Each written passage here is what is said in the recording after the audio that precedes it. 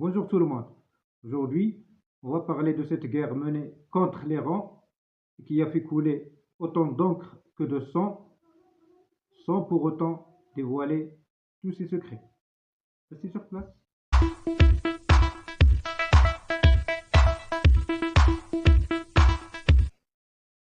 Il est certain que cette guerre menée contre l'Iran restera pour longtemps un mystère, de par la raison de son déclenchement et de par son objectif qui n'a jamais été fixé. On avance parfois que cette guerre s'inscrit dans le cadre de la lutte contre la prolifération nucléaire, en freinant les ambitions iraniennes de se doter d'une arme nucléaire, sachant qu'il y avait déjà un accord en 2015 que l'Iran a respecté. Et parfois, on avance l'objectif de changer le régime jugé perturbateur et dictatorial pour instaurer un régime démocratique. L'exemple de l'Irak. Mais l'objectif caché de cette guerre n'est autre que priver l'Iran de son arsenal balistique et de la technologie qu'il a développée dans le domaine des missiles à longue portée et superpuissants pour faire de l'Iran un État soumis et docile et faire de l'État hébreu la seule puissance dans la région. Il faut dire que les États-Unis ont toujours besoin d'un Iran plus ou moins puissant pour des raisons liées aux équilibres géopolitiques de la région. Un Iran qui fait peur aux États du Golfe pour les mener à dépenser toujours davantage pour leur sécurité, mais en même temps, un Iran qui ne doit pas faire peur à leurs chouchous et à leurs enfants gâtés. Et on sent parfaitement que le président Trump, au fond de soi-même, ne voulait pas vraiment détruire l'Iran, non seulement parce qu'il voulait se donner l'image d'un président qui met fin à des guerres et qui mérite le prix Nobel de la paix, mais parce que, comme je citais tout à l'heure, la puissance iranienne est une nécessité pour les États-Unis dans la région. Et on a vu pendant la guerre précédente comment les Américains et les Iraniens s'entendaient sur les points à frapper et comment les Iraniens ont été avisés avant le bombardement de leur principal site nucléaire pour leur laisser le temps de déplacer leur uranium enrichi vers des lieux sûrs.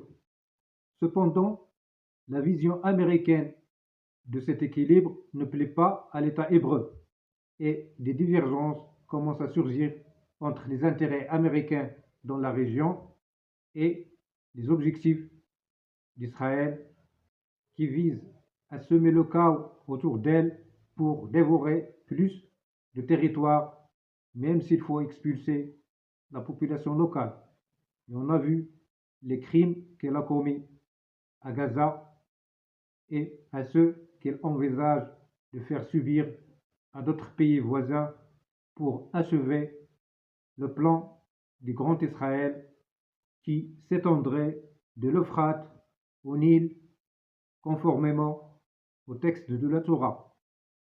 D'ailleurs, pour ceux qui ne le savent pas, Israël, même s'il prétend être la seule démocratie dans la région, il demeure un État sans constitution. Et la seule chose qui l'empêche de se doter d'une constitution comme tout État normal reste la définition des frontières. Or, Israël, paraît-il, n'est pas satisfait de ses frontières actuelles. Certes, les attaques contre l'Iran ne relèvent d'aucun fondement juridique, au contraire, ils vont à l'encontre du droit international. Or, un monde sans droit serait une jungle où règne la loi du plus fort. Mais les pays de la région n'ont aucun alibi pour s'aligner aux côtés des Iraniens, car ces derniers, qui sont essentiellement des chiites, ne portent jamais des sunnites dans leur cœur. Au contraire, ils n'hésitent pas à commettre des massacres à leur encontre, comme ils l'ont fait en Irak, en Syrie ou ailleurs. De même, les Iraniens qui se considèrent comme descendants des Perses ont toujours un sentiment de supériorité envers la race arabe, et la haine qu'ils éprouvent envers ces derniers est nettement plus intense que la haine qu'ils éprouvent envers l'État hébreu.